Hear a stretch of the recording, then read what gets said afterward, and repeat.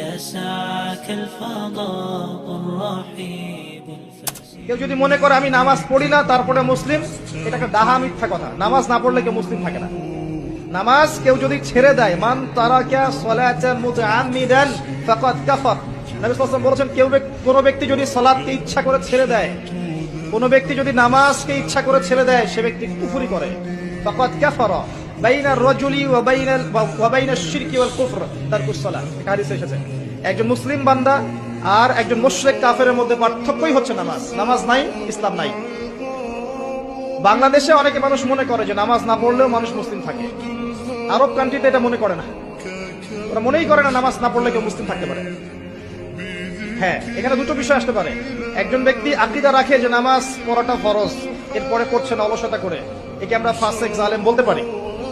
আরেকজন ব্যক্তির আকীদা হচ্ছে নামাজ না পড়লেও চলে, একে সুস্পষ্ট কুফরি ফতোয়া দিতে হবে।